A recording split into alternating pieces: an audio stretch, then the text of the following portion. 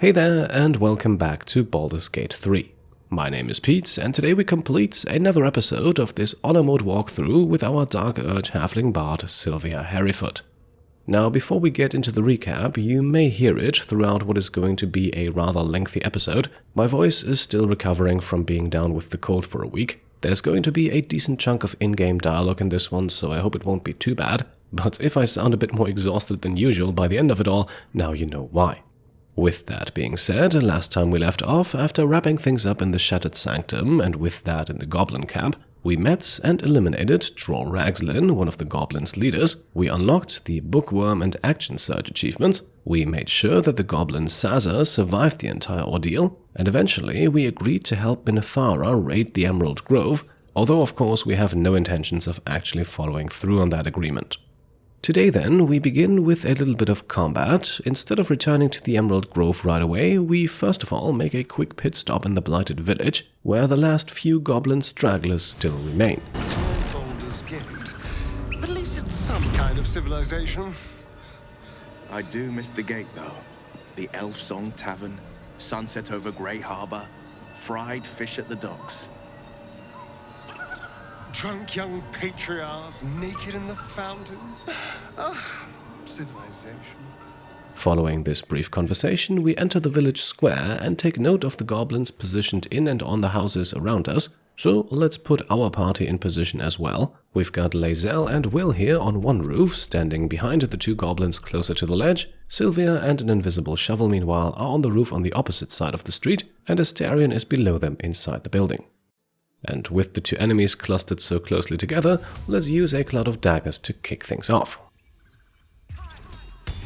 For some reason that doesn't even trigger combat, the offhand attack here however does. You sought a fight, and now you have one. Alright, as usual, Sylvia goes first in the initiative, but these two wouldn't be able to harm her anyway. The rest of the party meanwhile is still safely hidden, so let's continue with Astarion, who should have no problem taking out the tracker on the ground floor.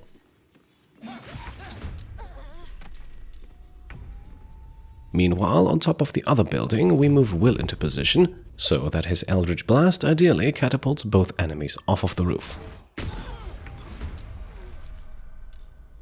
Unfortunately, he only succeeds with one enemy, leaving the Booyak standing with 15 hit points. The Goblin has also spotted Lae'zel now, nonetheless she still gets an 85% hit chance on her trip attack.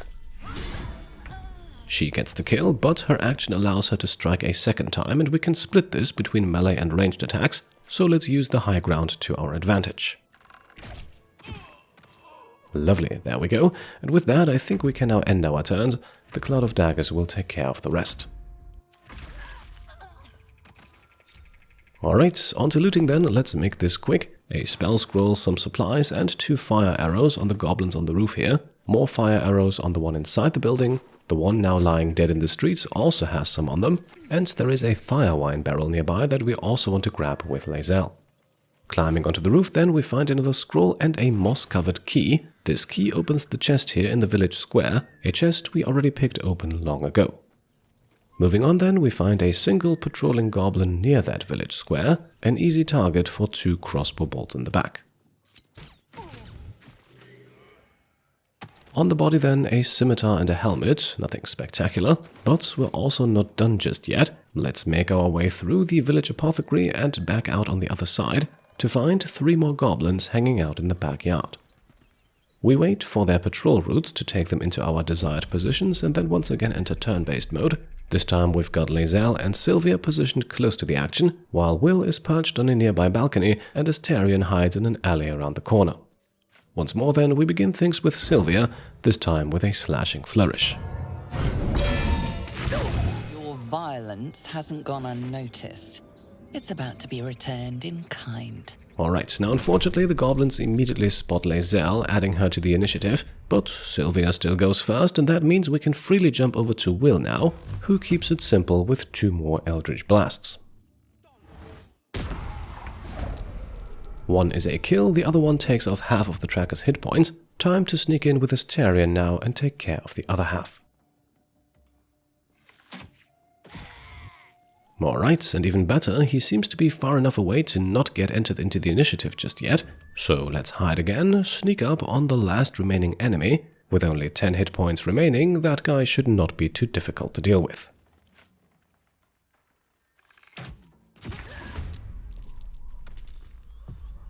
And there we are. We've earned a few more XP and 3 more goblins are dead. Let us now quickly loot their bodies. The tracker here has a bow, the warrior an acid vial and an axe, and the brawler an apple and a scimitar. Also of note are the crates and barrels behind the brawler here, but admittedly only for the sake of true completion. For the most part, the items inside can safely be classified as junk. There is, however, a skeleton near the southern gate here with a bow that's worth a bit more money. And, well, we're just about to add 2 more goblin skeletons to it. The 2 gate guards here are in fact the last 2 remaining enemies in the entire Blighted village. Considering there's only 2, our setup here might be overly cautious. We've got Will and Astarion on the high ground with Lae'zel crouched behind the wall, but once again we begin things with Sylvia and use up her last bardic inspiration on another slashing flourish. Alright, a critical hit for the kill and we gain surprise on top of it all, not that we really need it.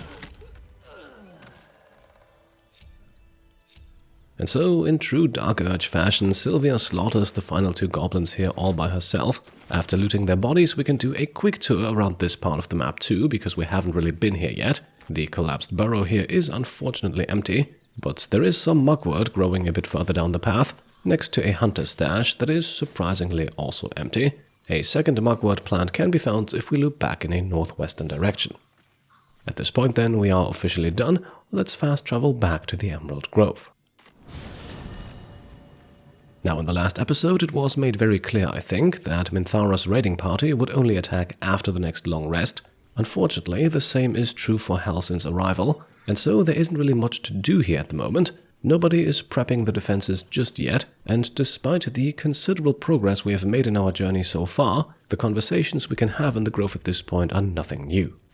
Now, I skipped the conversation with Aaron here because unfortunately he did not have anything interesting in his trading inventory. Let's see if the same also applies to Damon. Looking for steel? I have, well, something close. And, well, something close might just be what we're looking for. I've been hoping to find one for a long time now, and here it finally is, a second +1 hand crossbow for Sylvia. And with that weapon equipped in the offhand, we now go back to the Emerald Grove fast traveling point, as we want to take a long rest now, but we want to do so outside of the Emerald Grove. You'll see why in a few moments. Before we go to sleep though, there is one perhaps rather unfortunate thing we have to take care of. For completionist purposes, we sadly need to end our romantic fling with Lae'zel. Speak. This also means that Lae'zel will not be one of the characters whose romance we will fully explore in this playthrough. This truly saddens me because it is fantastically written. Unfortunately though, we simply cannot get it on with everyone. One couldn't, and one shouldn't. Do as you like. The loss is not so much mine as yours. The game then prompts us to confirm, and unfortunately that's what we'll do. At least we were able to get intimate with her once. Let's break it up now before things get serious. You made it abundantly clear. By the way, one quick note, at this point we can attempt to persuade every single one of our party members to consume tadpoles themselves. Some will be more willing than others, of course, but there's no need to do that just yet. Instead, let's end the day now and see what nighttime has in store for us. Now, there is really only one slightly longer conversation we can have at this point, and it is with everyone's favorite wizard, Gale. What's on your mind? Now, just to catch you up to speed here, in the second to last episode, Gale told the story of Mystra, and in doing so, he mentioned a mighty lord who tried to usurp the goddess of magic and failed horribly in the attempt. Ah, yes. Karsus. Karsus was perhaps the most powerful wizard that ever lived. The child who would be a god, the elves called him.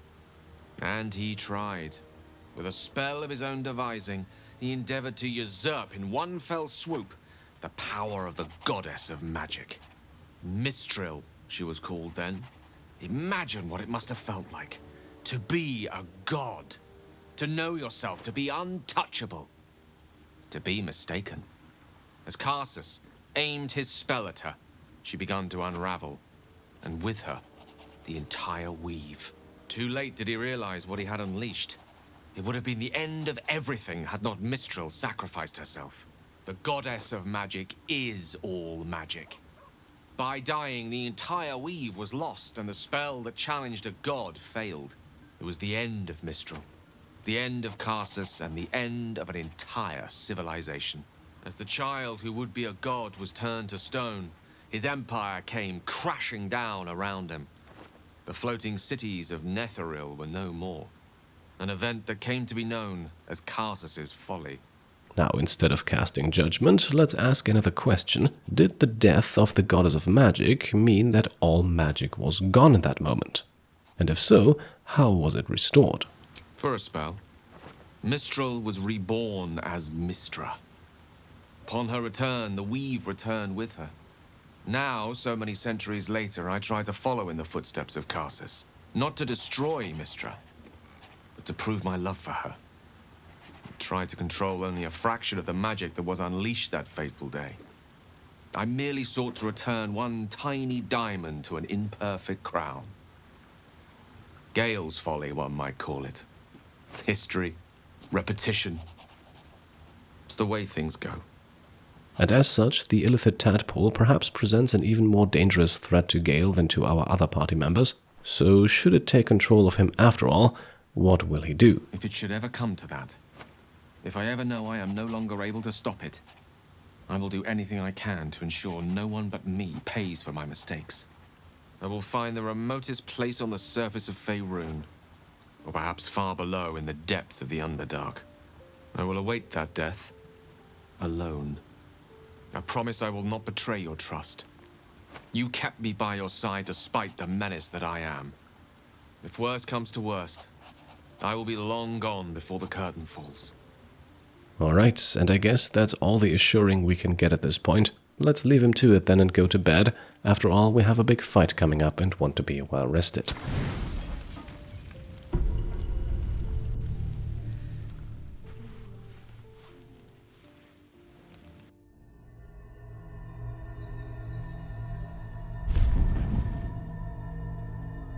I promised I'd be back. Don't worry. I have things under control. For now. I see you've been using the powers the tadpole gives you. Good. But things haven't gone as you expected. You hoped a druid as powerful as Holsin might be able to remove your tadpole. But he couldn't. You're desperate to be rid of it. Understandable. But you're looking for solutions in the wrong places. Alright, another visit by that mysterious Dream Guardian. And the first thing we want to ask him is a fact that both Halsin and Auntie Ethel revealed to us. The fact that our tadpoles have been infused with Netherese magic. Yes. Holsin is correct. Your parasite is unusual. It is wrapped in magic that prevents its removal. Until the source of the tadpole's magic is destroyed, any attempt to remove it will kill you. You were lucky that Holsin knew this. His instincts are right. The parasites were merely a symptom of a greater sickness in Faerun. Now at this point, we want to turn our attention to the fact that our dream visitor seems to know an awful lot about our condition. Seems like he's got an answer for everything, except for the big question of the cure. I have kept a careful watch on the movements of the cult, though the absolute aims are not yet clear to me. Its methods are. These parasites are more than illithid spawn. They are vessels for control. The infected hear the voice of the absolute and believe it to be a god. You witnessed it yourself with Priestess Gut. That is how the cult of the Absolute is spreading. The highest of their rank, the true souls, carry a tadpole just like yours. It is how they receive their orders. It is what makes them obey. When the order to transform is given, it will not be a matter of days. They will be mind flayers in an instant. Were it not for my protection, so would you. Now this is an interesting remark here, because it kind of conflicts with the idea of Shadowheart's artifact being the one to protect us from the Absolute's influence. So either that artifact doesn't do that after all, or it coincidentally works alongside this guy's protection. Either way, I think the time is right to ask why we should trust our dream visitor. Because I am just like you, and I need an ally. Just like you, I was infected with a Mind Flayer parasite. Just like you, I seek to be free of it. I've been trying to escape from this evil for a long time. Once, I almost succeeded.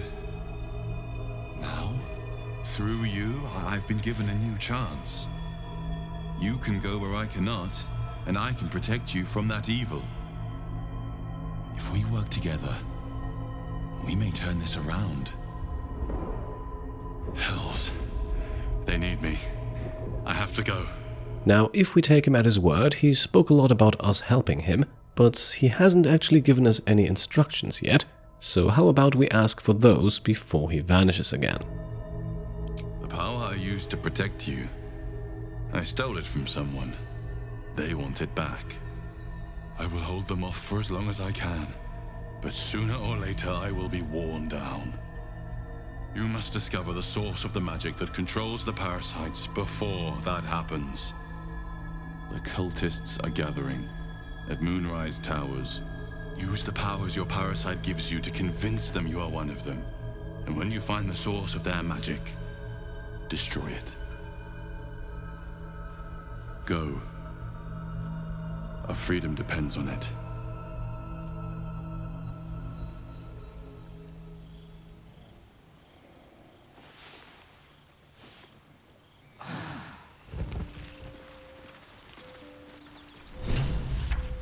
Alright, here we are after another nightly visit from the Dream Visitor, and once again we are left with more questions than answers really. And with Sylvia most likely not quite sure who to trust at this point, let's turn to her party members, who, unsurprisingly I think, had very similar nighttime encounters. Another visit from the Golden Paladin. It said we'll get the answers we need about the tadpole if we infiltrate the cult. And well, he is not the only one who has pointed us in that direction, and truth be told, the tadpoles might come in handy on the journey to Moonrise Towers. Let's see if Karlach shares that notion. It's a fair point. I just don't want to take a short-term boon. I want to win this whole thing. To finish off the cult. To get this tadpole out. To stay sane the whole time. I had another dream. Which, I suppose, means you did as well. Whoever's reaching out to us truly does seem opposed to the Absolute, but wants us to embrace the tadpole. Venture right into the heart of the cult. Perhaps we truly have a secret protector. Or we're walking into a trap. I had another visit from that dream figure. I take it you did too. It claims that if we infiltrate the heart of the cult that's giving out these parasites, we'll find the answers we're looking for. It gave me another gift, too. Just like it did the first time it appeared. Rather generous, if you ask me. Now, unlike with Shadowheart, with Astarion we can once again get a comment in, and we follow the same logic we already employed with Karlach. After all, those tadpoles could prove useful. And while we're at it, we can see how many more of these little worms we can harvest. Another dream. Another order from that dubious visitor. It announced that we will find the answers we seek in the Absolute Cultist's lair, and offered another generous gift. A persuasive creature. It tempts us with power, expresses its admiration, its adoration. Avert your eyes whenever it appears, and do not avail yourself of this new power, no matter how alluring. You've no idea what damage it could do to us, how far into illithid madness it could drag us. Now, Lae'zel is actually the only one we can get an approval gain with after the second visit. Needless to say, we won't achieve that with our stance from the previous conversations, so let's assure her of our distrust for the Dream Guardian. Well chosen. Battles are won with swords, not mind games born of brainworms. And there will come a battle. Of that I'm most certain. The one truth that fell out of the dream figure's cankered lips. Lae'zel is also the only one who we can ask a follow-up question. This has now been the second visit by the Dream Guardian. Any chance there's going to be more? It is a certainty. I had assumed our parasites served a Geich elder, but I believe they serve a greater master still. Now this is interesting. Who or what could such a greater master be, considering that an elder mind flayer already sounds like an extremely powerful being? A question that burns in my belly day and night. Elders and collectives abide by their own tenets. It would require a powerful creed to unite them. And now this voice, this creed, finds our own ears. If it reaches this plane, it may reach others. Alright, definitely something that might be worth keeping in mind. Let's approach Will next and see what he has to say. I had another dream last night. The visitor came to me and ordered me to penetrate the heart of the very cult that's spreading the infection. It gave me a tadpole gift too, just like it did the first time it appeared. I suppose it hoped this would help. At first, I thought we should avoid these gifts no matter what advantage we gain. And yet, I can't help recall the words of my father. The best plan is the one that works. These powers could be enough to edge us towards victory. And with Will seemingly sharing our train of thought, it won't take much convincing here. Not to mention that we likely won't find a cure before reaching the Moonrise Towers anyway. Very well. If it's mind games these parasites wish to play, we'll play. And we'll win. I've been dreaming of our enigmatic visitor again. She told me our purpose was to take on this cult of the Absolute, to infiltrate its ranks and bring it down from the inside. She even offered me greater powers. The result of some manipulation of the tadpole's psionic abilities. Given the magnitude of what we're up against, I see no harm in considering the benefit this offer might afford us. Could be the only way to reach this source in one piece. And one final time, we want to show ourselves agreeable with our companion here. Not to mention that using unsavory means seems like something that's right up Sylvia's alley. As existential evils go, the Absolute certainly seems an adversary worth halting in its tracks. Any opportunities for us to indulge our tadpole's capabilities are hardly on the same scale. Trifles, when one considers the bigger picture. Now at this point, we've made the rounds and have spoken to every single one of our companions. There is, however, one more person wishing to speak to us. Perhaps Volo's research on the tadpoles has unearthed something new. Either way, he is a fellow bard, so let's indulge him. Ah, my good fellow. Quite the cozy setup you have here. I'll just make myself comfortable. Thank you so much. Now, of course, we did not come here just to accept compliments about our camping situation. Let's find out what Volo has learned.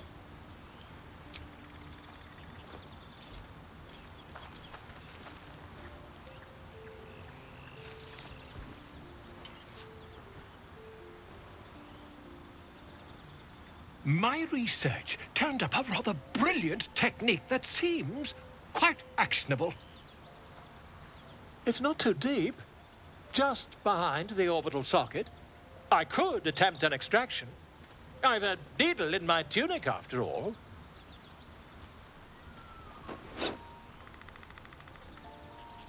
Now, if you recall the cutscene with the Dream Visitor earlier, that guy made it very clear that an extraction of the tadpole is currently not possible, and even though we are not 100% trusting him at the moment, that might be one of the things he speaks the truth about.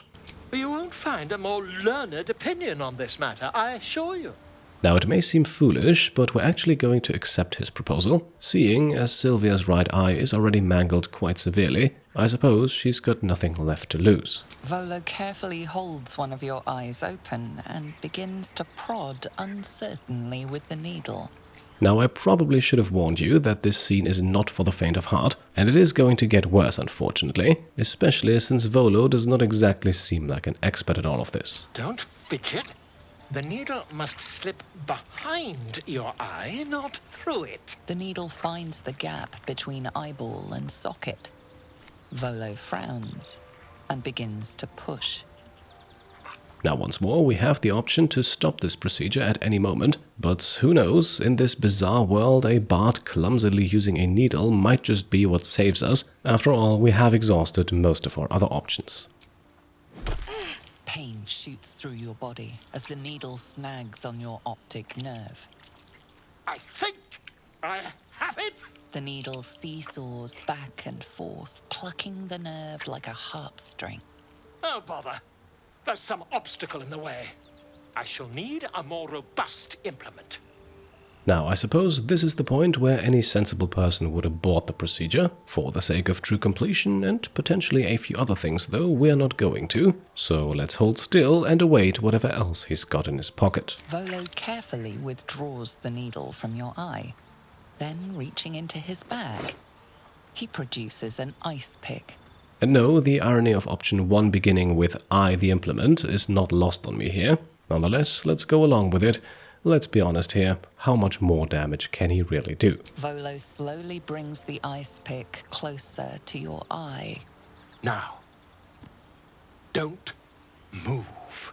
The game then gives us one last chance here to back out of it, but at this point that might actually be a little too late, so let's go all in. That eye is probably already beyond saving. Cold metal presses against the skin beneath your brow. And then, tap, tap, stab. Do you feel that? Ha! I think we have the blighter on the run. And yes, indeed, we earned some disapproval here, and understandably so, I think. Trust me, though, it will all be worth it, even if it does not currently look that way. I agree. It's a feisty critter. Just a little further. Volo tears the pick from your brain with a violent jerk. Your eye plops down into the mud. Drat! He pauses, looks down at your eye, and recoils slightly as it sinks into the mud.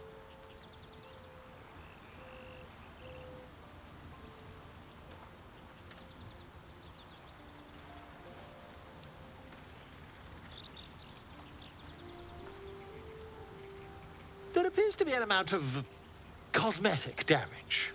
Right, so that was a complete and utter disaster. Honestly, what did we expect? Nonetheless, the simple truth of the matter should be stated, I think. In his attempt to carefully remove the tadpole, Volo just yanked out our entire eye. Please, try not to overexert yourself. You're in a rather fragile state at present. I can't help but feel partly responsible. Perhaps there is something more I can do.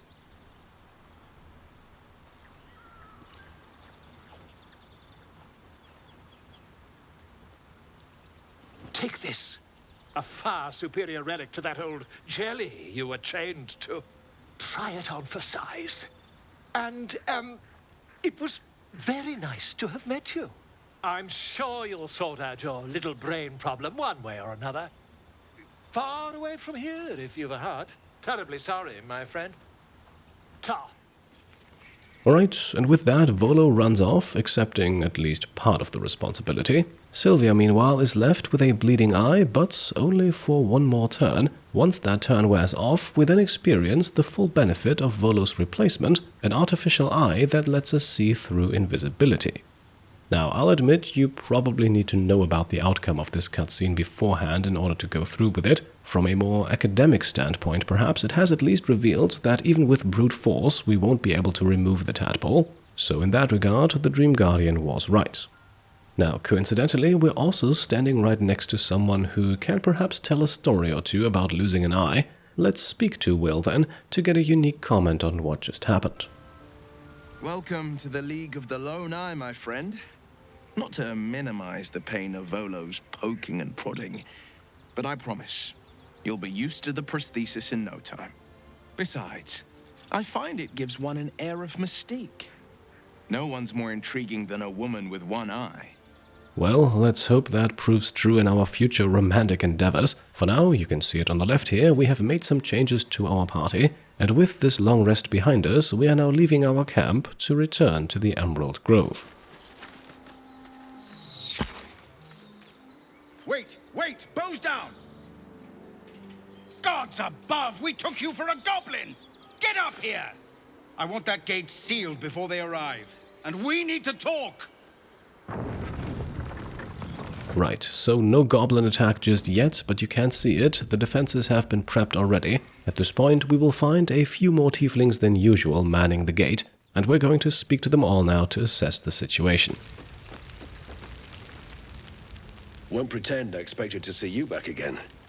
Bloody glad, mind. People are scared. Zevlor's doing what he can, but...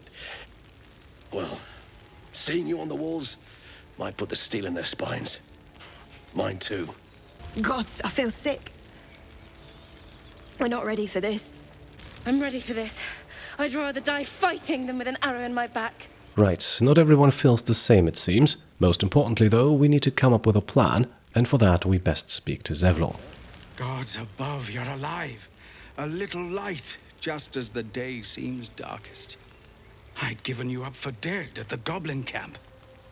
I'm damn glad to be wrong. But what happened?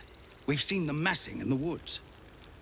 Now, officially, we have not yet picked a side for this final conflict. It was, however, technically not us who led the goblins here, but Sazza. Let's not get lost in the details of responsibility, though. Best we just let him know what they're up against. Truly?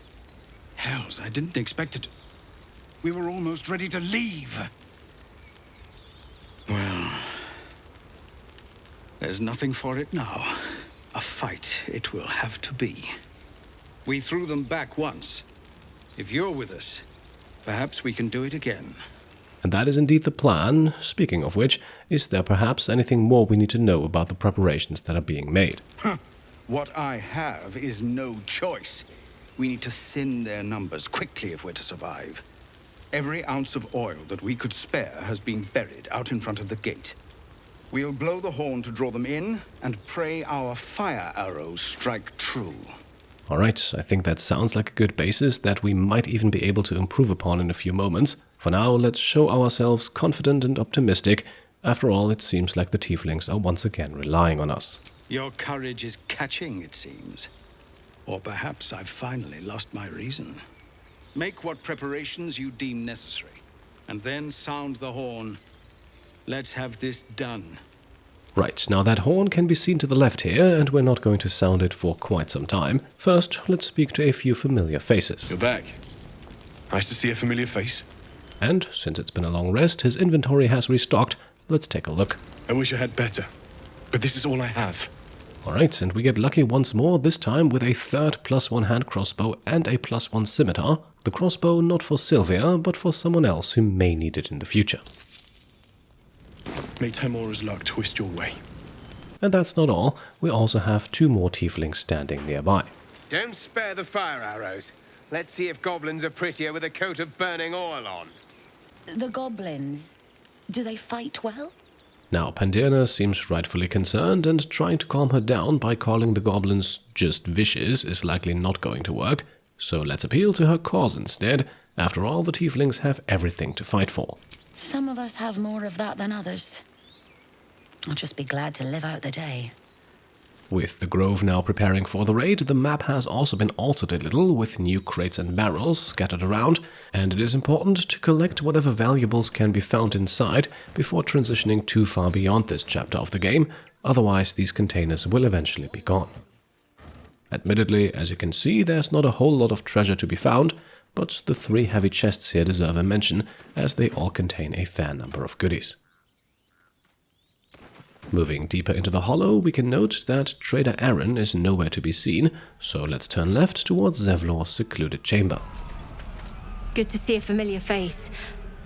I have the strangest feeling every time you pass by. Like you're meant to be here. With friendly words from the tiefling, we enter to find many more inside. There's barely any rations left. We'll make it last. We always do. I can't thin the broth much more than this. It'll have to do. I can't believe they just left. Leave it, son. No. Our so-called kin fled the moment their tails were in danger. Icaron, we're in for a hell of a fight. Focus on the matters at hand, not the ones you can't fix. Alright, emotions are running high, that's understandable, But perhaps not the best time for it, with the goblin attack just around the corner, so let's find out what's going on. Some of the others took off in the middle of the night, left their own kin to fend for themselves. The fools. They'll never make it to Baldur's Gate on their own. Which is their problem now, not ours.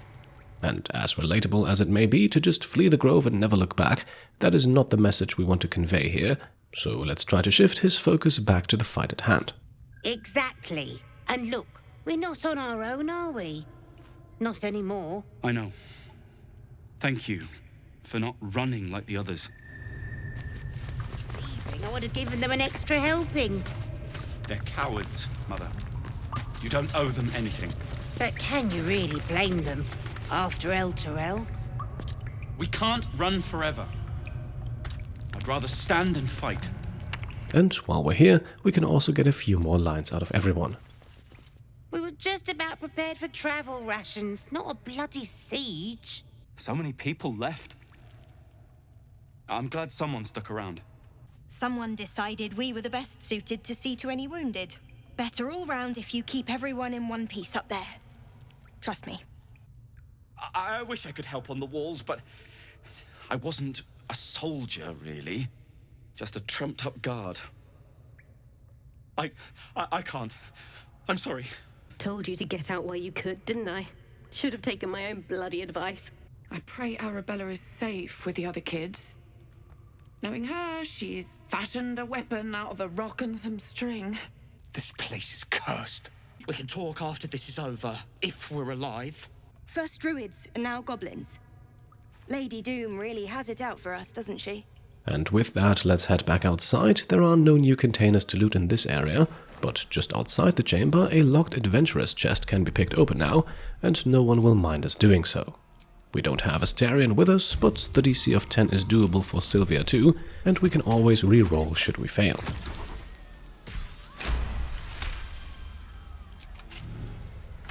We then collect a few coins, a book, a ring and a healing potion, and moving on there's also a traveler's chest with more gold inside that we can take without anyone complaining, before we then approach the mighty wizard Roland. Look at this place. Like a pen of hogs waiting for the butcher's knife. We need to act. Quiet. Some of the children might hear you. Oh, perish the thought they overhear a little honesty once in their short lives. Another word and it won't be the goblins you have to worry about. Enough! Both of you! Now, once more, as tempting as it may be, this is not the time to cause even more dissent, so let's play the heroic leader here and demand battle stations immediately. That's to say, me at the front while the others stay back and do as I say? Shut it just for once, you insufferable oafish... Stop it! Listen to someone else for once! Now, as far as I know, this does not actually have an effect on their role in the battle, but putting the wizard in the back is usually a good idea. I can live with that. I hope. What about you two? Fine, as long as I don't have to listen to any complaints in the meantime. So be it. I'll take a mediocre plan over nothing. We are almost done with our tour of the grove now. Up next, we find Rika, who gives us an easily missable little side quest. Please, have you seen Donnie anywhere? Young boy, doesn't talk. We need to get him into the cave before the goblins come. And even though we already know what cave she's talking about, let's make sure we haven't overlooked anything. The kids found a hidden cave. We're going to hide them there. But we can't seal it up until we find Donnie. And of course, we'll agree to help. Donnie is actually not too far away. I appreciate it. He's the one who showed us the cave to begin with. We won't seal it up until he's safe with the rest. Moving on, we now enter the sacred pool. No druids inside though, just a single praying tiefling. Lathander to light, Saluna to guide, Kelemvor to show mercy. You realize he prays to Kelemvor, Lord of Death. What is it? I'm busy. And since we passed the religion check earlier, we can now ask about the god he's praying to. Well, seems like I'll be facing him before long. All of us will. This now unlocks a persuasion check unique to the Bard class that we can use to convince him to snap out of his misery, and with a DC of 10 it's virtually guaranteed to succeed.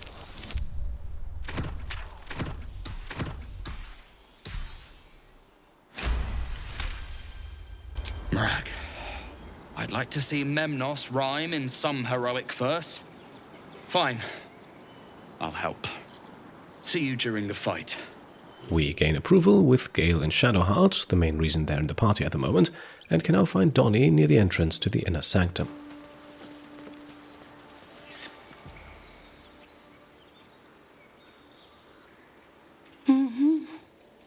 Go away! There's nothing in here for you! For any of you! Right, sounds like the druids have barricaded themselves inside. Let's confirm our suspicions. I said go away! You people have endangered this sacred place long enough! This door is staying closed until you're gone, one way or another! It appears Korga was not the only one with a bit of disdain for the tieflings. Now that push comes to shove, none of them are willing to help, it seems. We've been more than generous already!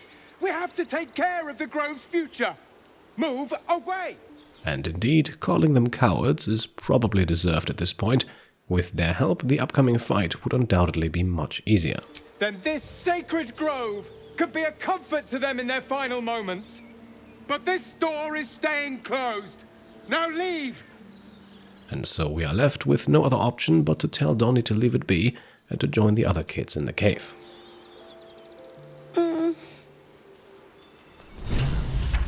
As he runs off, we can quickly help ourselves to a healing potion that is now unguarded, a tiny bit of payback for the druid's refusal to help.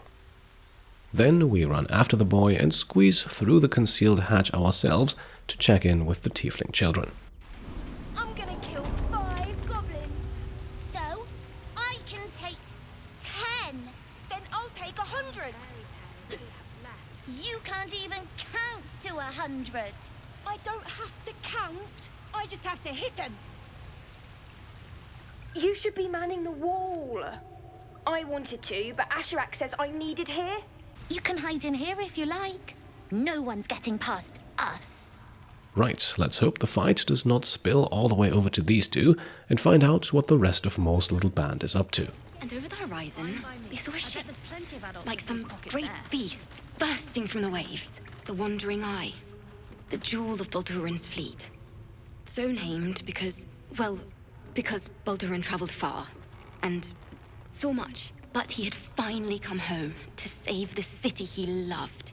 He drove the raiders away and raised a wall to protect his people. And so they named the city to honor him. Baldurin's Baldur's Gate. Yes? I'm pretty certain if I stop for too long, they will actually eat me. Alfira seems to have taken no lasting damage from our ambush a while ago. Let's ask how she's holding up. It cannot be easy to entertain children in this situation. I'm better, I think.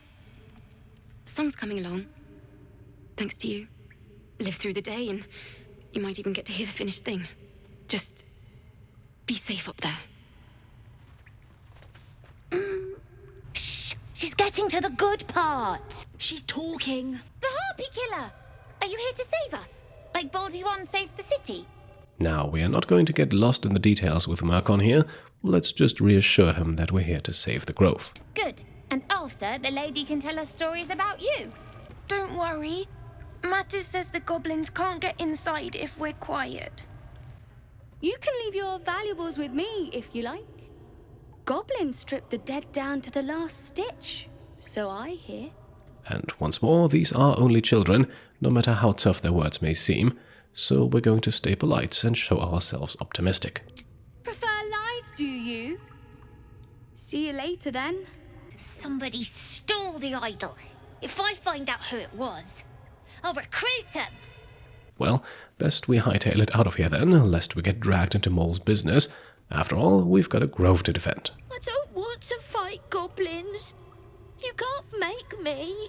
And we sure don't want Umi anywhere near the front lines, so let's head back up top where we run into Mattis, who is entrepreneurial as usual. Need anything before the fighting starts? All that coin will just slow you down. And yeah, this might not be the best time to think about making a deal now, is it? You think my sister and I will last long in the city with no money? It's your job to make sure we get that far. So why don't you go take care of that? Alright, and just out of interest, I checked if he had anything new to sell, but he didn't, and so we are now heading back to the gate. Zevlor mentioned it already, and you may have also noticed it. The tieflings are trying to use explosive barrels in the defense. An excellent plan, so let's help ourselves to the 4 oil barrels in the area. Up here, the only damage they will do is to the grove defenders. Then we head back outside, where a few barrels have been stuck into the ground. And well, we have a few more ourselves back at camp, but crucially, the red ring around the minimap already signals it. While we're in this area, we cannot go back to camp or fast travel for that matter. Luckily, this problem is easily solved by just walking a few steps further away from the grove. Now we can go back to camp and gather our supplies. However, before we set up the defenses, we'll actually have another long rest. Don't worry, while you need to have at least one to be able to trigger the fight, there is no upper limit. Minthara and her goblin raiders will patiently wait until we're ready, which allows us to have a very special nighttime conversation with Gale.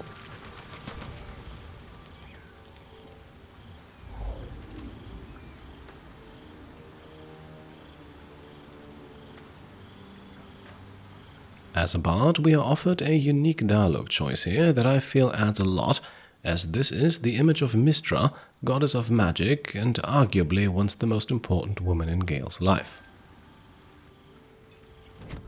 Oh. My, you startled me. I was miles away. Once more, as a bard, we can get right to the heart of things. It seems like Gale is still stuck in the past a bit. Just pondering what I lost. Mystra commands all magic. Salvation, if such a thing exists, is hers to bestow or withhold. And yet even now, more than I fear losing my own self and soul, I fear losing my command of her art. Magic is my life. I've been in touch with the Weave for as long as I can remember. There's nothing like it. It's like music, poetry, physical beauty, all rolled into one and given expression through the senses. Is it the same for you? And we'll keep going with the bard answers. In this case, it is also the most vivid description here. Fair enough. Though in the end, we're still playing the same composition. Perhaps I can show you what I mean by reaching into the Weave together. And of course, we will agree to his proposal. Let's experience the Weave together. Then follow my lead.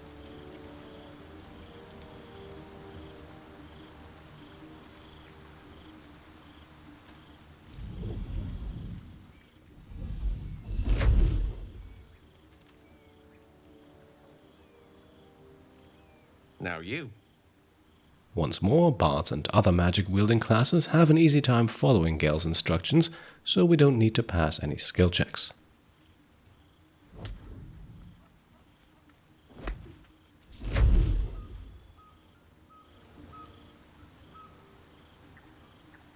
A familiar feeling, like a kind word and a kind touch at the same time. It's warm and comfortable. Excellent. Now, repeat after me. Athran Mistraril Kantrak Eo. Now in this case, we will go for the performance check, just because I feel like Sylvia could not pass up the chance to add a little extra flourish. With a DC of 5 though, passing the check is no problem.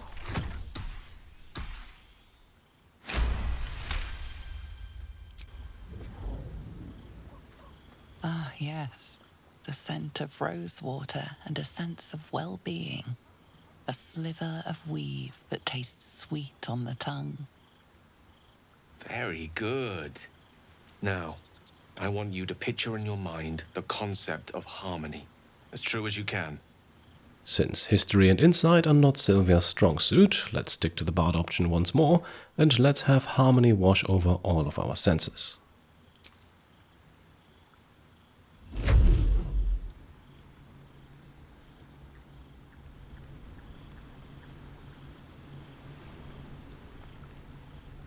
You see, or is it sense, the unmistakable presence of Mystra, the Lady of Mysteries.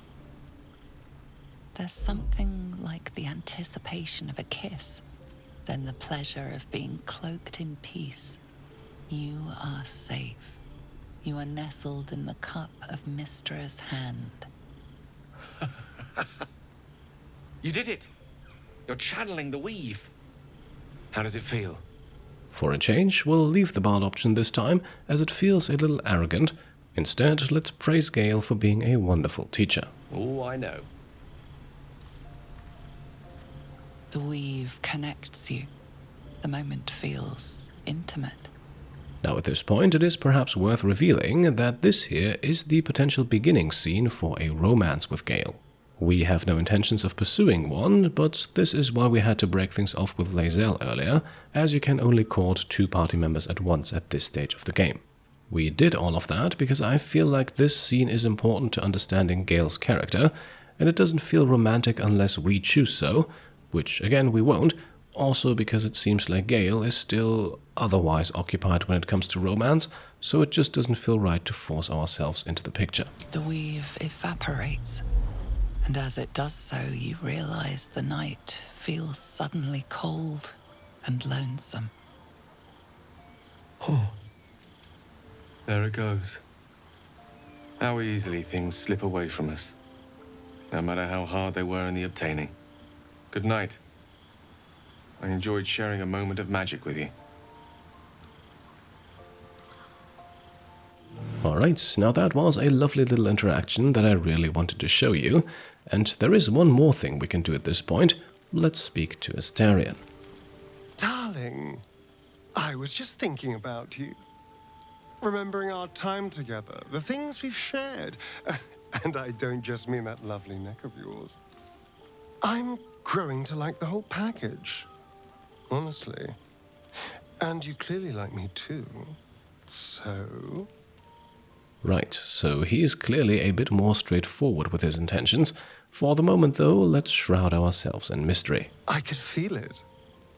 As I was getting lost in your neck. Your little shakes of excitement. You enjoyed it, didn't you? Now, with Astarion mentioning it himself here, this is a good time to remember that we did already unlock the Just a Nibble achievement, and I never actually put it in the video, so let's do that right now and then remain cheekily coy, just to make him work for it a little more. You don't have to say a thing. I already know how you feel. Because I feel it too. We could take an evening to ourselves, get away from camp, get some privacy. I know somewhere quiet, somewhere intimate, somewhere we can indulge in each other. And yes, considering Astarion's rather unique appetites, this does sound like it could go in an entirely different direction. Thank goodness we're all such good, trusting friends, then. On my honor, the only thing on my mind is depraved carnal lust. Right, decision time, and well, this is a completionist playthrough, so let's agree to yet another night of steamy adventure. Wonderful. I just hope we don't have to wait too long before we can steal away. But once we can, I promise you a night you'll never forget. See you there, lover. Okay, so full disclosure, in order to actually get the scene with Astarion, you'll need to take another long rest after this one. I have just edited the two together, so it fits nicely. There are no further companion dialogues you can miss at this point, and again, Minthara and her goblins will patiently wait until we have taken care of our personal business. A quiet evening for once. Perfect for two people who'd like to take some time to themselves. If you catch my meaning. And I do mean sex, to be clear. We've been waiting long enough.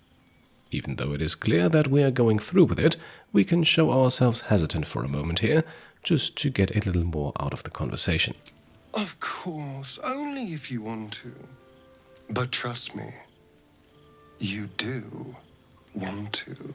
And yes, we do, he's right about that, so let's get to the logistics. Let's find our own little piece of nowhere. Somewhere we can lose ourselves and forget all this madness. There's a secluded place nearby that should do nicely. Wait until the others are asleep. Then come and find me there. Alright, and with that it is settled. Let us once again hope that the game's no nudity setting works as intended and the video can remain up unaltered. Indeed you will, my love. I can't wait.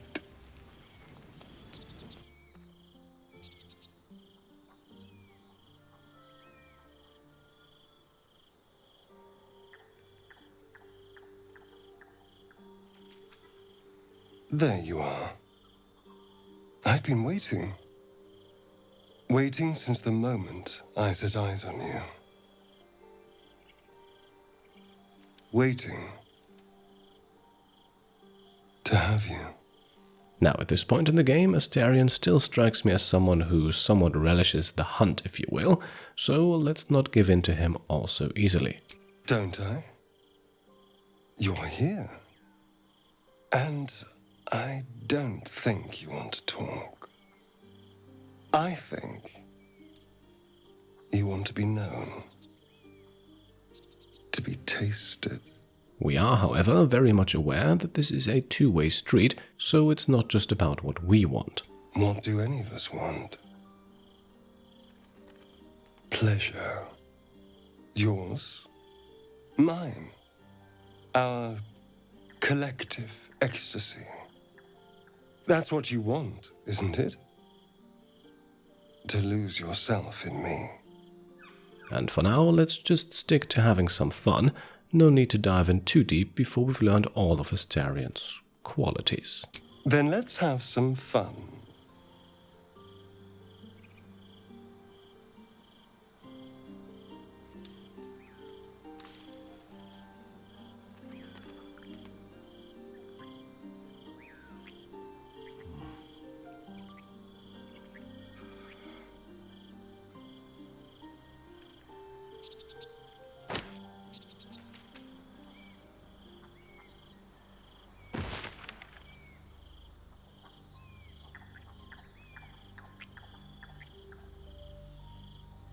For a nice approval bonus, and to solidify the Just a Nibble achievement, we can then also offer our neck once more here. Don't worry, this time it won't come with any lasting penalties.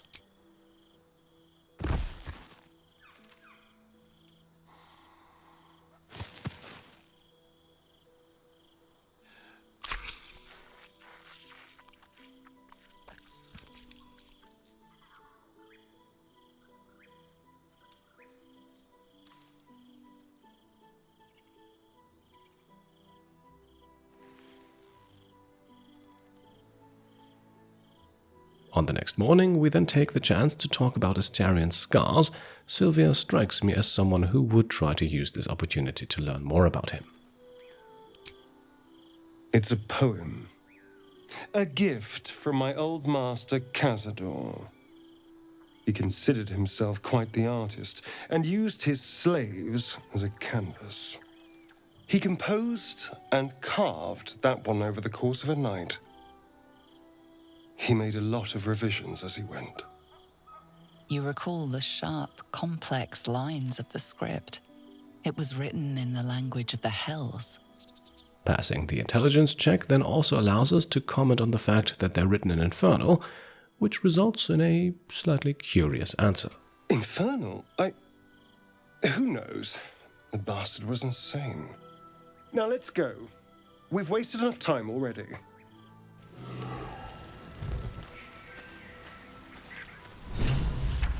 And there we are. After a night of intimate weave exploration and even more intimate exploration of a different kind, we have learned a little more about Gale and Astarion. And before we now return to the Grove, let's interact with good old Scratch here. But of course, only after casting Speak with Animals on ourselves. The dog is unable to speak through the small bag he holds in his mouth. Seems like the dog has brought us a present. Let's take a closer look at what it is. I don't know. Maybe you can tell me. All I know is I thought of you when I saw it. And Scratch has brought a bone. How lovely of him. That deserves some pets, no doubt.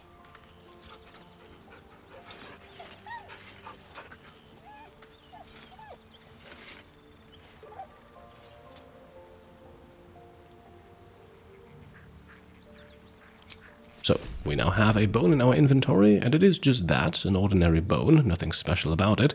So let's move on for now, and have a second morning after chat with Astarion. I suppose you want to hear about Cazador. And indeed, we'll take this opportunity to learn all we can about Astarion's vampire master. My old master. Before the Mind Flayers took me from him. Before this strange, twisted freedom. Cazador Zar is a vampire lord in Baldur's Gate. The patriarch of his coven, and a monster obsessed with power. Not political power or military power, I mean power over people. The power to control them completely. He turned me nearly 200 years ago. I became his spawn, and he became my tormentor. This also presents us with a unique opportunity to learn how exactly Astarion actually ended up a vampire spawn, a story we should definitely want to hear. Not him, no. A gang of thugs attacked me, angry about a ruling that I'd handed down as magistrate. They beat me to death's door when Cazador appeared. He chased them off and offered to save me, to give me eternal life. Given that my choices were eternal life or bleed to death on the street, I took him up on the offer. It was only afterwards I realized just how long eternity could be. So, 200 years is of course a long time. Did Astarion truly remain in Cazador's service throughout it all? A vampire's spawn is less than a slave. They're a puppet. We have no choice but to obey our master's commands. They speak, and our bodies react. It's all part of the deal. Sometimes he'd order us to submit to torture. Sometimes he'd have us torture ourselves. Whatever his weather-vane mood settled on. And yes, that does sound horrible.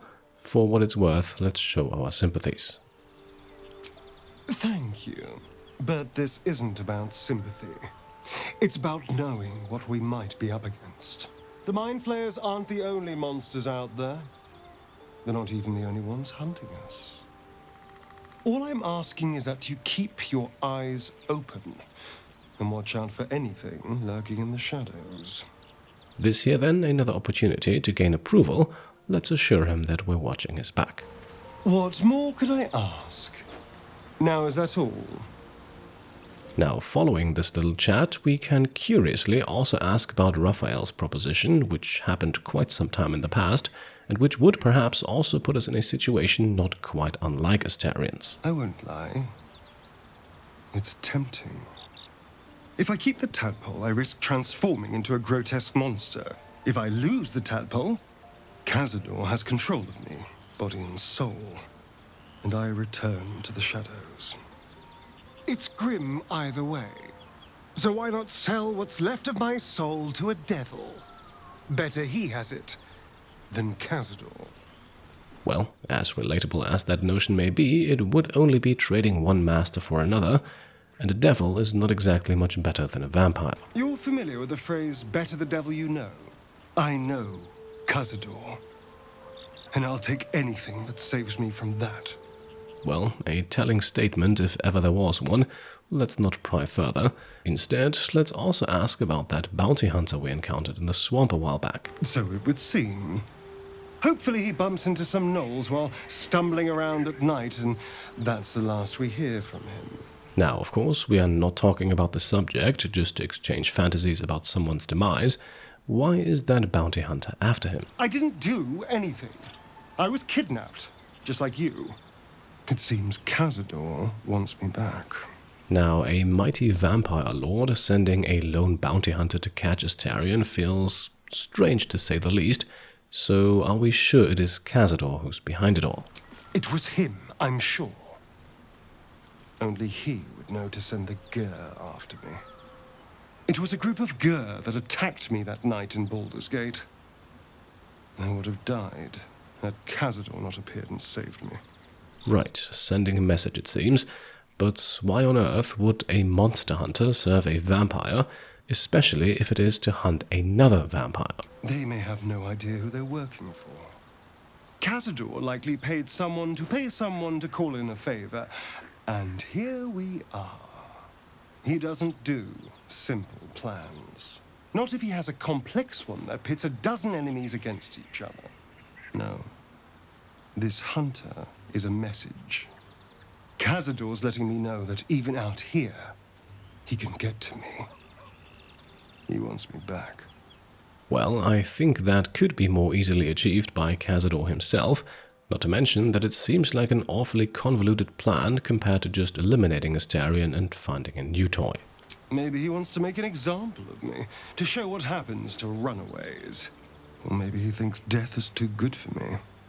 Now, let's not go too far and tell Astarion he's safe with us. Sylvia has her own demons to battle with after all, but we should probably assess the threat level here. Concerned? Do you know the power Vampire Lord possesses? He can change shape, turn into mist, call walls to do his bidding, shrug off blows like they're nothing. He could walk into our camp tonight and kill you with his bare hands. And you'd be lucky if death was the worst thing that happened to you. And yeah, can he really do all of that? Because if so, we might have a big problem on our hands. Probably not. He has to rest in his crypt during the day. I've never known him to leave Baldur's Gate, but he has no end of lackeys. He'll send someone else in his place. We just have to be vigilant, keep our wits about us, and kill any monster hunters on sight. We can probably make an exception for Will. Probably. Yeah, probably. Either way, that's all we can get out of Astarion for now, and I think we have now delayed it for long enough. Let's shift our attention back on defending the Grove. However, there is one last thing we want to do to prepare, and it once more involves Astarion and Withers. Ah, another. Thy name has been recorded. I shall be here in thy camp for whenever thou hast need of my services. Yes, the time has come for Astarion to get a slight character build overhaul, easily achieved for the low price of just 100 gold coins. As thou desire. Now, we don't actually want to change his class just yet. Just like before, he will be a rogue. His ability scores see some changes though. Dexterity remains his highest attribute, but we also pump a decent number of points into wisdom. Maybe you can already see where this is going. For skill proficiencies, we focus primarily on passives like insight and perception. Crucially, the stealth expertise is removed. Sleight of hand meanwhile remains for disarming and lockpicking.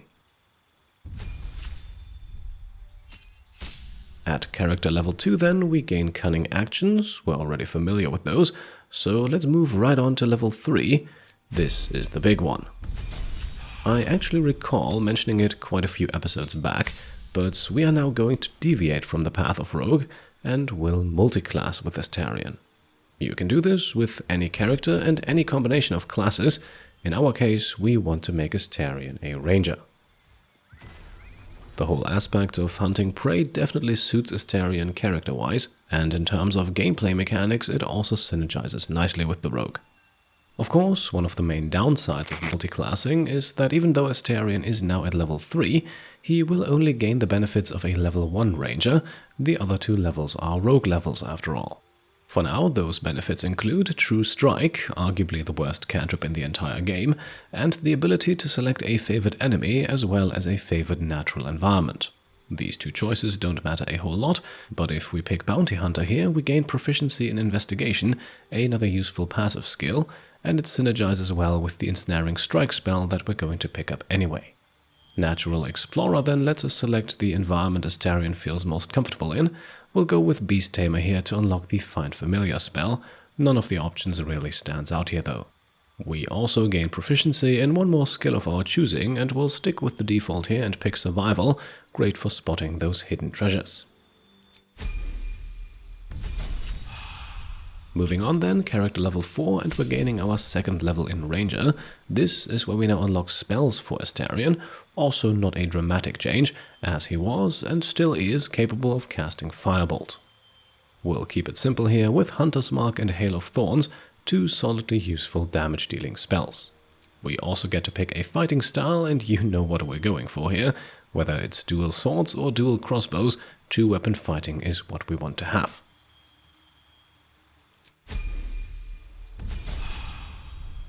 At level 5, Ranger level 3, we then get to choose our Ranger subclass.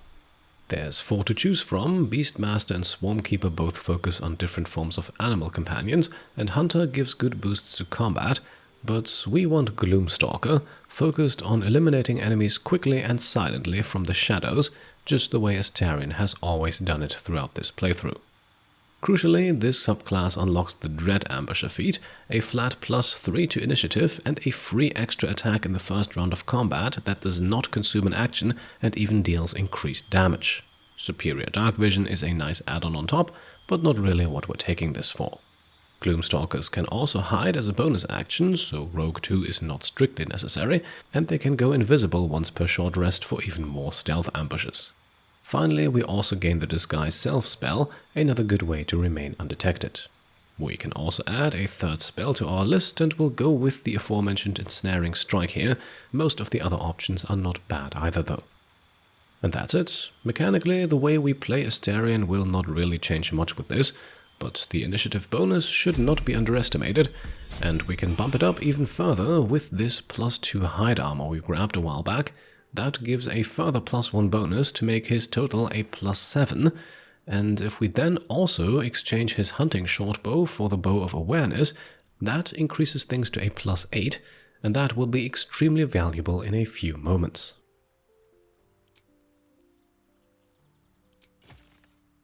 At this point then, we want to grab whatever we need to add to the defenses. As you can see, over the course of the last 24 episodes, we have collected a plethora of explosive barrels, fire wine, oil and smoke powder, and if we drag and drop them straight into our party inventory here, we can also neatly circumvent the carry weight limit and save ourselves a few trips back to camp. With all of this in hand, we now return to the Emerald Grove outskirts, and now we should probably talk about the cheesiness often referred to as barrelmancy. Essentially, barrelmancy is an endearing term for the exact thing we are currently doing, placing a ton of explosive barrels in an area where you know a fight is going to happen. This approach can trivialize pretty much any foreseeable encounter in the game, and in my opinion it is not really fun because it is not particularly clever, nor does it require any sort of strategic thinking. So why are we still using it? Well, I consider this upcoming fight here a rare exception. The goblin attack is clearly telegraphed, we know exactly where it will take place, and this may be the most important aspect, the tieflings themselves have already buried a few barrels of their own, so really we're just continuing what they started. On top of that, we need to make absolutely sure we suffer not a single tiefling casualty, which this approach can certainly help with too. Make no mistake about it though, the game can sometimes be a little wonky about how the big explosion gets executed, so we'll see how it all plays out. With the setup now complete, we can put our party members in position. Karlach and Lae'zel will occupy the left flank here, Astarion runs over to the right, close to the fire, Shovel goes invisible and heads out of the gate to overlook the action, and finally Sylvia can approach Zevlor. Well, are you ready? Are we?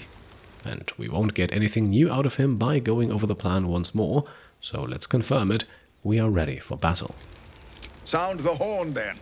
From what little I've learned of goblins, they won't resist an invitation like that. Alright then, here we go, let's sound the horn and commence the fight.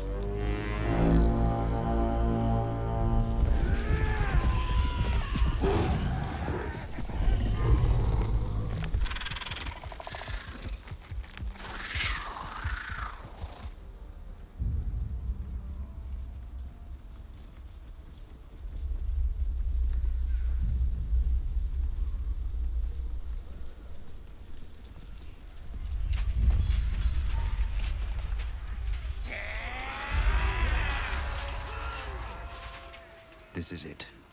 Everything turns on this.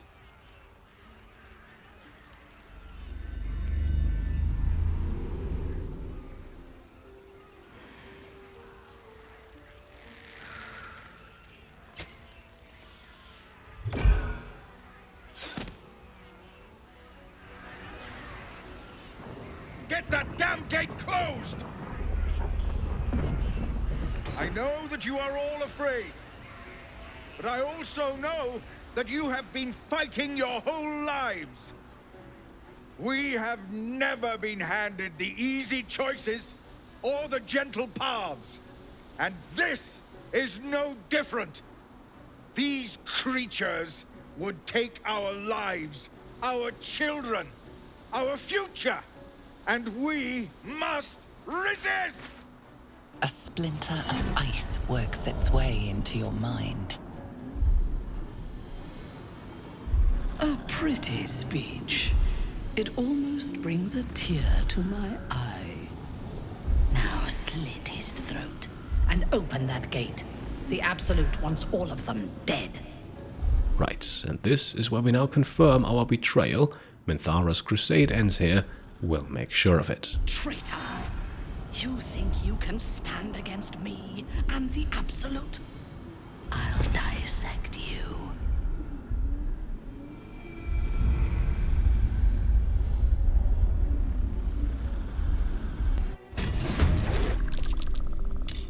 Alright, there we go. The fight is on, and Astarion's +8 initiative bonus gives him the first strike.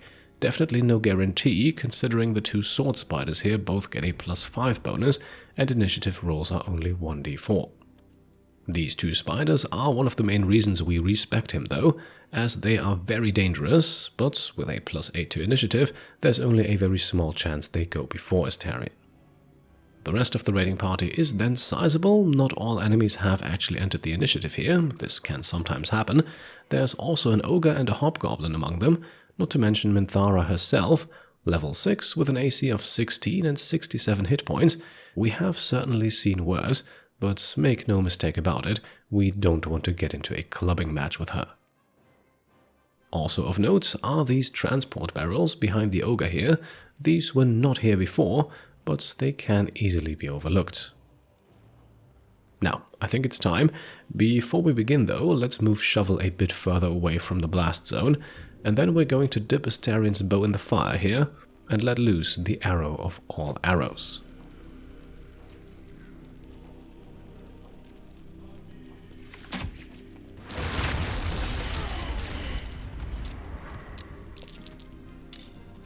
Alright, there we go. Lae'zel unlocks the Pentacrush achievement for killing 5 enemies in a single turn. It was obviously quite a bit more than that, the carnage here absolutely massive. Crucially though, Minthara survived the blast without taking too much damage. That too is actually quite important to our plan. The wonkiness of the explosion's execution then on display with these 3 goblins here surviving entirely unharmed. I think they were the goblins hiding inside those transport barrels. The initial explosion more than enough to destroy those barrels, of course, but I think these 3 popped out after the explosion damage was already calculated. We can try to thin the numbers a bit with Astarion's Dread Ambusher free attack now. That's 12 points of damage, and with that we jump over to Sylvia. I think a Cloud of Daggers is the perfect spell in this situation, as all 3 enemies are, or were, clustered closely together. With her bonus action we can then take another shot. It doesn't really matter which of the 2 goblins we target, but let's take the one with more hit points, now also removed from the fight and granting Sylvia invisibility. Speaking of invisibility, that now brings us to Shovel, who we want to move up a bit closer to the action and then recast invisibility. This will briefly make her visible, and as the closest enemy to Minthara, this could now draw her attention, who then won't be able to find the target. Alright, Minthara heals and casts Soul Branding and then starts moving. All of this is absolutely perfect, although Minthara doesn't really have any powerful ranged attacks anyway. Nonetheless, we can now Misty Step over to her with Lae'zel and begin a contest of who's the better melee fighter. Unfortunately, due to Minthara's moderately high armor class, we only have a 60% hit chance here. The first attack succeeds though, and we have 3 more if we need them. We're going for trip attacks to potentially gain advantage. And as well, despite a strength of 16, we actually managed to knock Minthara down. 2 more attacks are coming up then, thanks to Action Surge, but for these we want to make sure we toggle non-lethal attacks on, because yes, the experts among you may have seen this coming too, we want Minthara to survive. The reasons for that will be revealed in due time. For now, we unfortunately only reduce her to 1 hit point. Knocked out, she would have the same number of hit points, but there is a crucial difference. She is not knocked out just yet. And if we don't do so with Karlach here, then we actually run the risk of one of the tieflings or the fire killing her. So I suppose it's a good thing we gave Karlach the Amulet of Misty Step, which now allows her to easily join Lae'zel in the beatdown. For our goal of taking no damage, this here is arguably the most tricky part of the fight, and it relies in large parts on initiative order. Like I said, Minthara is a formidable melee combatant, so it's actually a good thing she went first. That way we can now engage her without having to fear retaliation. And well, Karlach has advantage and only 1 hit point to remove, so this should be easy. I had a brief panic attack here because it looked like Minthara was dead, but then her body started flopping around and all was well. Now at this point we might as well help ourselves to the loot on her. There's actually a few decent pieces to grab here, for example the spider silk armor, giving a +1 bonus to stealth checks and advantage on constitution saving throws. Minthara's mace then also allows the casting of fairy fire, while the boots of striding are great for spellcasters employing concentration spells, increasing their movement range and preventing them from being knocked prone. So then, here we are now, the grove has successfully been defended, only 1 enemy remains. We have temporary hit points though, so Karlach can easily run through the flames to take them out here. This gives Lae'zel another inspiration for surviving a fight in which we killed 10 or more enemies. And with that, we have now finally achieved our goal for this episode. The Emerald Grove is secure, Minthara and the goblins have been defeated, and not a single tiefling died in the fight. That's the last of them. Timora, smile on me. They're dead. We did it! Watching gods, you did it. They name us outcasts, hellspawn, foul blood. But the blood of those who fell today ran as pure as any heroes. So I call us by another name. We are survivors. We are family. The road to Baldur's Gate is a long one yet, but you have earned every stride so far. Make your preparations. We leave as soon as we're able.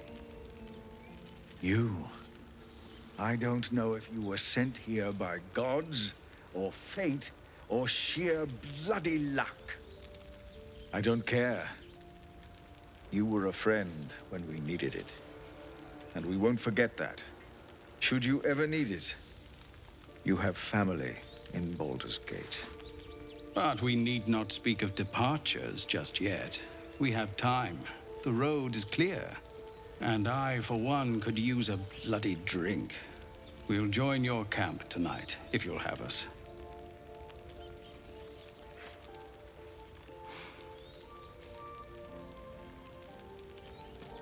By all the watching gods, that's Halsin.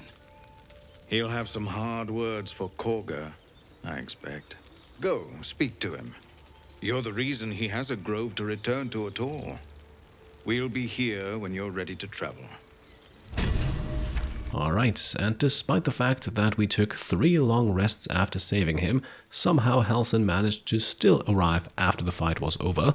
I have to say, this is the one thing about this mission that always felt a little off to me. Back in the Shattered Sanctum, Halsin is the one who urges us to move quickly, and then he leisurely strolls in only after the last goblin falls.